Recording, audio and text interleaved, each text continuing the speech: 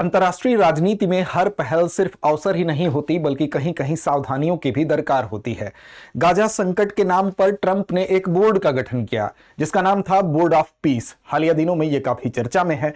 अब ट्रंप के इस दावे और कूटनीतिक संदेह के बीच भारत ने इस बोर्ड ऑफ पीस में फिलहाल शामिल होने पर एक ऊहापोह की स्थिति अपनी बरकरार रखी है। भारत में जिस पॉलिसी को भारत अपना रहा है वो वेट एंड सी की पॉलिसी है, यानी कि भारत फिलहाल अभी देख रहा है, इस चीज को समझ रहा है क्या इसमें आगे की संभावनाएं हो सकती है उस पर विचार कर रहा है। अर्थात भारत ने ना तो ना की है और भारत ने ना तो हां की है। हालांकि सोच समझकर कदम बढ़ाने का संकेत भारत ने दिया है और 60 देश जिनको कि ये इसमें शामिल होने के लिए, इस वैश्विक मंच में शामिल होने के लिए निमंत्रण दिया गया था, अब उसमें भारत ने फिलहाल भारत की तरफ से कोई प्रतिनिधि शामिल नहीं हुआ है। अब देखिए, इस बोर्ड ऑफ पीस को लेकर भारत की क्या चिंताएं हैं और विशेष रूप से वैश्विक संदर्भ में क्या चिंता है, इन सारे विषयों पर हम मुख्य तौर पर बात करेंगे और भारत ने यह पॉलिसी क्यों अपनाई है। अगर भारत ने अभी बोर्ड ऑफ पीस से दूरी बना रखी है तो उसके पीछे के क्या मुख्य कारण है, साथ साथ कुछ अन्य महत्वपूर्ण परीक्षोपयोगी तथ्य जो आपके लिए हम इस वीडियो के माध्यम से लेकर आए हैं। तो चलिए शुरुआत करते हैं कि बोर्ड ऑफ पीस भारत ने क्यों अभी फिलहाल इससे दूरी बना रखी है। संक्षेप में बात करें तो बोर्ड ऑफ पीस की जो एक वैश्विक मंच के रूप में ये अमेरिकी राष्ट्रपति डोनाल्ड ट्रंप के द्वारा इसको प्रस्तुत किया गया है और ये दावोस जहां पर कि विश्व आर्थिक मंच की बैठक हो रही है उसी जगह पर इसको भी, बोर्ड ऑफ पीस को भी औपचारिक रूप से सबके सामने लाना था। अब इसमें न्योता जो था वो भारत को भी मिला था, 60 देशों में भारत भी शामिल था। भारत का पड़ोसी मुल्क पाकिस्तान इसमें शामिल हो गया है, लेकिन भारत अभी फिलहाल वेट एंड वॉच की पॉलिसी अपना रहा है, यानी कि हालात का आकलन कर रहा है कि वास्तव में क्या चीजें हैं। भारत की तरफ से वो कौन सी प्रमुख चिंताएं हैं उनको समझेंगे तो हम ये भारत इस पॉलिसी के ऊपर अभी तक क्यों कायम है इसको हमको समझना आसान होगा। लेकिन उससे पहले आपको बता दें कि ये बोर्ड ऑफ पीस क्या था। तो ट्रंप के द्वारा इसका गठन किया गया था और इसकी जब शुरुआत हुई थी तो शुरुआती मंशा ये थी कि जो गाजा युद्ध विराम योजना है उसकी निगरानी करना है, यानी कि इसका दायरा गाजा तक सीमित था। लेकिन फिर धीरे धीरे इसका दायरा बढ़ाते हुए ट्रंप ने एक स्टेटमेंट दिया कि वैश्विक संघर्षों की निगरानी करने तक इसका दायरा होगा, यानी कि सिर्फ गाजा से जिस बात की शुरुआत हुई थी अब पूरे वैश्विक संघर्षों की निगरानी, जिसमें कि भारत और उसके पड़ोसी मुल्क के साथ भी अगर कोई संघर्ष होता है तो निस्संदेह वो शामिल होगा। तो भारत की चिंता यहां पर जायज थी। अब देखिए, यहां पर ट्रंप इस बोर्ड ऑफ पीस के अध्यक्ष हैं और साथ साथ अध्यक्ष जो है वो पूर्णकालिक अध्यक्ष के तौर पर है और अध्यक्ष के नाते उनको कुछ महत्वपूर्ण शक्तियां भी मिली हुई हैं। ट्रंप के हाल फिलहाल के जो निर्णय रहे हैं वो जगजाहिर हैं और महत्वपूर्ण शक्तियां उनको मिलना तो भारत की चिंता का बढ़ना दोनों ही स्वाभाविक है। $1 बिलियन स्थायी सदस्यता के लिए इसमें एक शुल्क भी रखा गया है कि जो देश इसके स्थायी सदस्य बनेंगे उनको $1 बिलियन जो है वो देना पड़ेगा। तो ये कुछ प्रमुख बातें थी। बोर्ड ऑफ पीस हमने पहले कवर किया है, उसको आप वीडियो नहीं देखे हैं तो देख सकते हैं।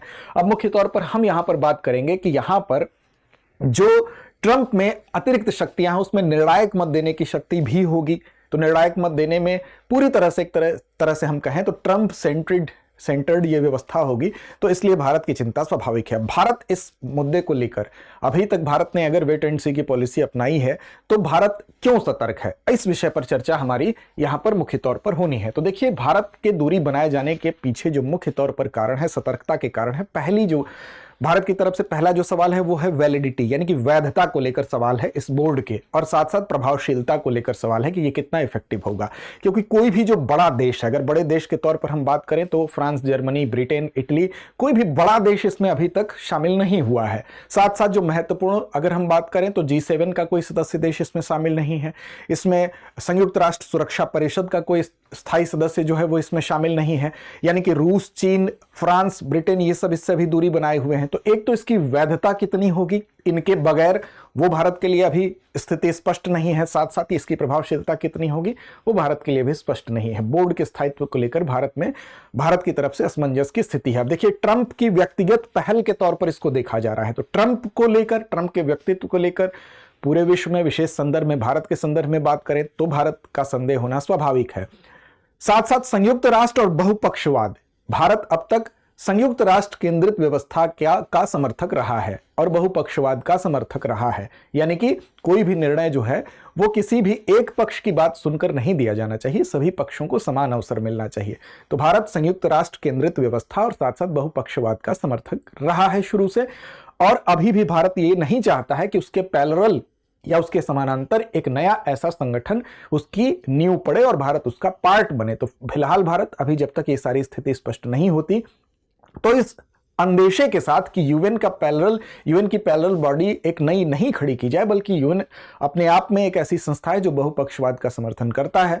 तो इसलिए भारत अभी दूरी बनाए हुए है। निर्णय प्रक्रिया को लेकर भी भारत का ये प्रश्न है कि अभी इसमें निर्णय प्रक्रिया इसके चार्टर में स्पष्ट नहीं है कि वास्तव में उसमें वोटिंग से अगर कोई काम होगा कि सिर्फ ट्रंप ही उसमें निर्णय लेने के सर्वाधिकारी होंगे।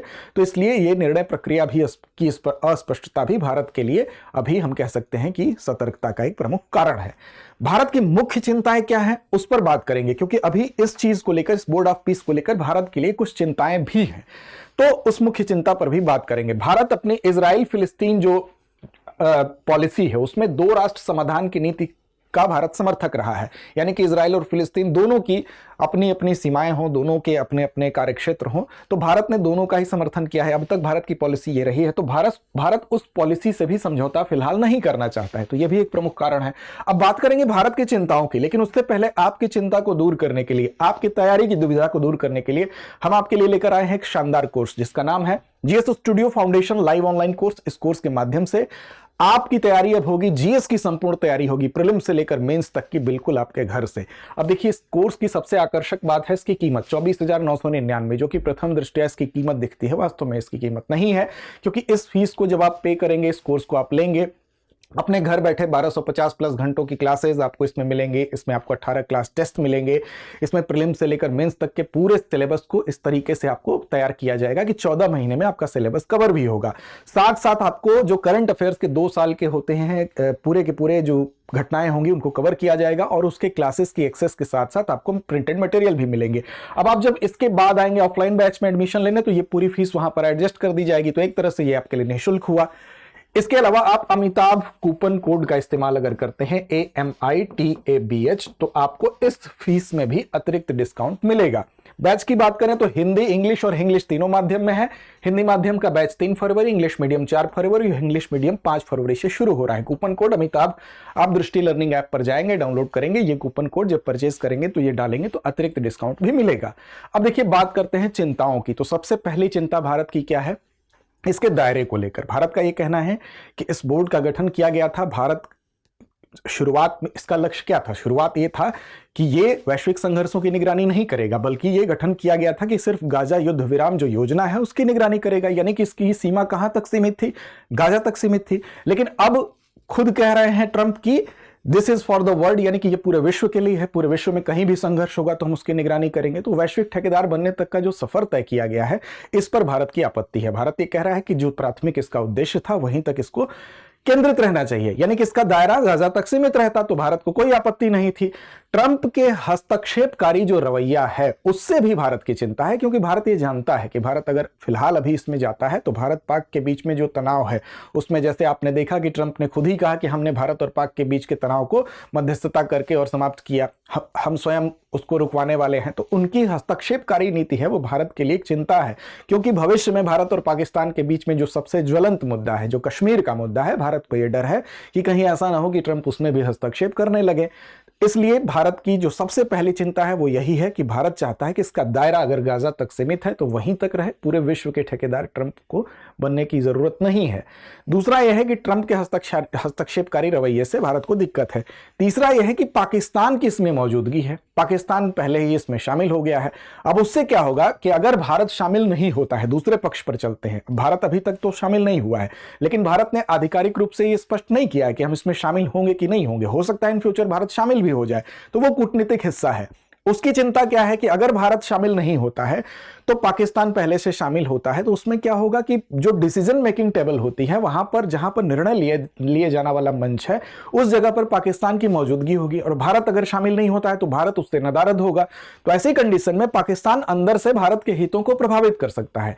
तो दूसरी चिंता यह भी है। तो इसीलिए भारत ने अभी आधिकारिक बयान कोई नहीं दिया है कि हम शामिल होंगे कि नहीं होंगे। भारत फिलहाल रुका है, वेट कर रहा है और देख रहा है कि धुंध छटती है तो तस्वीर क्या निकलकर सामने आती है, क्योंकि ना तो G7 का भी कोई सदस्य देश, न संयुक्त राष्ट्र सुरक्षा परिषद के स्थायी सदस्य देशों के इसमें सम्मेलन की कोई बात अभी की गई है।